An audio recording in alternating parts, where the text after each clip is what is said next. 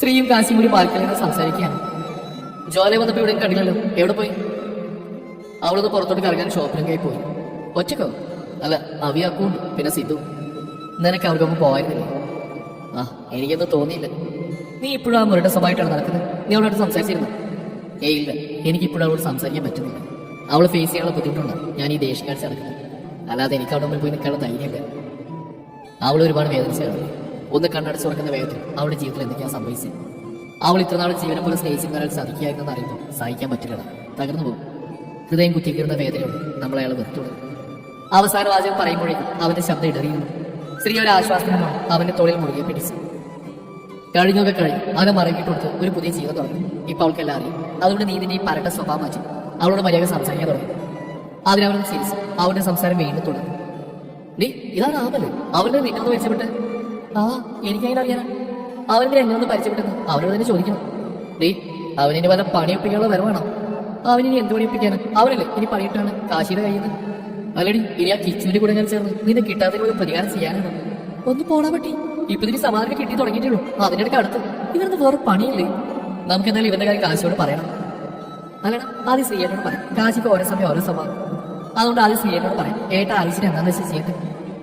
ഓ, ഭർത്താവിനെ കുറിച്ച് നല്ല ധാരണയാണല്ലോ. പിന്നെ അങ്ങയുടെ കൂടെ ജീവിക്കണമെങ്കിൽ ഇതൊക്കെ അറിഞ്ഞിരിക്കണം. അങ്ങേക്കെ അന്യന്റെ സ്വഭാവം. അപ്പോഴാണ് അവിയക്കും ഓർഡർ ചെയ്ത് ഫുഡ് പോയി അങ്ങോട്ട് വന്നത്.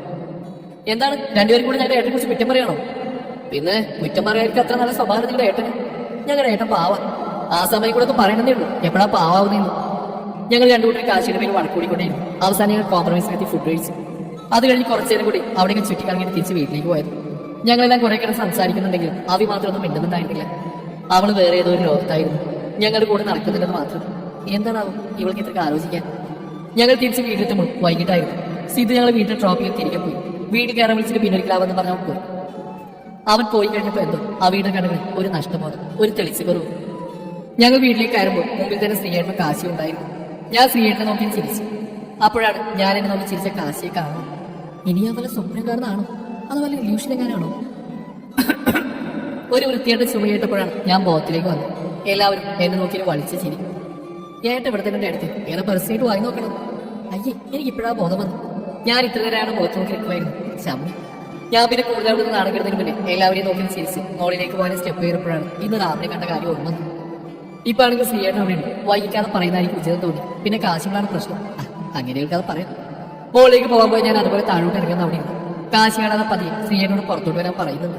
പക്ഷെ ആർക്ക് മനസ്സിലാവും ആ പൊട്ടൻ എന്നെ തന്നെ എന്താന്ന് പറഞ്ഞ് നോക്കിയിരിക്കുക. ഞാൻ അവിടെ നിന്ന് ഓരോന്ന് കാണിക്കുന്നുണ്ടിട്ടാണ് തോന്നുന്നത്. ഇപ്പൊ കാശിനെ തന്നെ നോക്കിയിരിപ്പുണ്ട്. ശ്രീയേട്ടൻ, എനിക്കൊരു കാര്യം പറയാനുണ്ട്. ഞാൻ രണ്ടും കണ്ടിച്ചങ്ങ് പറഞ്ഞു. അല്ലെങ്കിൽ അവനേക്ക് വട്ടായെന്ന് പറഞ്ഞു വല്ല മെന്റ് ഹോസ്പിറ്റലിൽ കൊണ്ടിരുന്നു. ബാക്കി വരുന്നിടത്ത് വെച്ച് കാണാൻ നീതി ഞാൻ അവിടെ അടുത്തേക്ക്. അവർ രണ്ടുപേരും എന്താണ് രീതിയിൽ നോക്കുന്നുണ്ട്.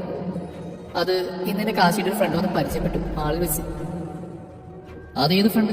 ദേവാലു ഇപ്പൊ നാട്ടിലല്ലോ, പിന്നെ ഏത് ഫ്രണ്ടാ? അതും ജ്വാലി അറിയുന്നു. ശ്രീ കാശിയോട് ചോദിച്ചു. അവനറിയുന്ന മാത്രം എന്നെ നോക്കി. റാം വേണുഗോപാൽ. ഞാൻ ശബ്ദത്തിൽ താഴ്ത്തിയാണ് പറഞ്ഞു. വാട്ട്? കാശിയുടെ ശബ്ദം ഉയർന്നു. അതുവരുണ്ടായിരുന്ന സൗമ്യഭാവം മാറി കണ്ണുകളിൽ പകയാണി. അവൻ എന്താ പറഞ്ഞേ? അങ്ങനെ പ്രത്യേകിച്ച് നിന്നോട് പറഞ്ഞില്ല. കാശിയുടെ ഫ്രണ്ടാണെന്ന് മാത്രം പറഞ്ഞു. അത് കേട്ടതും കാശി പിന്നെ നോക്കിയിട്ട് ദേഷ്യത്തിൽ പുറത്തേക്ക് പോയി. അതിന്റെ പുറകെ തന്നെ സ്ത്രീയെണ്ണം പോയി. ഞാൻ പറഞ്ഞേ നിങ്ങൾക്ക് അന്യന്റെ സ്വഭാവം കണ്ടില്ലേ? ഇത്ര നേരം മര്യാദ നിമിഷം നേരം കൊണ്ട് കല്യാണം ചെയ്തു. രണ്ടുപേരും കാറിനടുത്ത് എങ്ങോട്ടോ പോകുന്നുണ്ട്. എന്തോ മനസ്സിൽ വല്ലാത്ത ആദ്യം നടന്നു. ഞാൻ പിന്നെ മുകളിലേക്ക് പോയി. കാശിയുടെ കാർ അതിവേഗത്തിൽ ഹൈവേയിലൂടെ പാഞ്ഞു. പതിയെ പോണം, നീ എന്താ ചാവും പോണം. എന്നാൽ സ്ത്രീ പറയുന്നത് കാശി കേൾക്കുന്നുണ്ടായിരുന്നില്ല. നീ എന്തിനാ ദേഷ്യം കാണിക്കുന്നത്? വെറുതെയോ? നീ കേട്ടതല്ലേ വന്നു അവന്റെ വരവ് കാത്തിട്ട് നമ്മൾ ഇരുന്ന്. എന്നിട്ടിപ്പോ എന്തിനാണോ അവന് കാത്തിട്ട് നമ്മൾ ഇരുന്ന് എന്ന് പറഞ്ഞ് ഇപ്പൊ അങ്ങോട്ട് കയറിച്ചെന്ന നമ്മൾ വിചാരിക്കുന്ന പോലെ നടക്കില്ല. അതിന് നീ ആദ്യം സമാധാനപ്പെടുന്നു. അത് കേട്ടത് കാശം നടക്കും. അവൻ സൈഡിലേക്ക് ഒതുക്കി വണ്ടി നിർത്തി സ്റ്റെയറിലേക്ക് തലയിരുത്തിക്കുന്നത് കുറച്ച് സമയം. ശ്രീ അവന്റെ തോളിൽ തൊട്ടപ്പോൾ അവർ എഴുന്നേറ്റ് സ്ത്രീയെ നോക്കി. അവന്റെ കണ്ണുകൾ ചുമന്ന് കറങ്ങിയിരുന്നു. അവര് വീണ്ടും എന്താ ഒപ്പിക്കാനുള്ള പരിപാടിയാ. അതാവൻ മാളൂരെ കാണാൻ ചെന്നു. ഇത്തവണ പക്ഷെ അവരുടെ പ്ലാൻ നടക്കില്ല.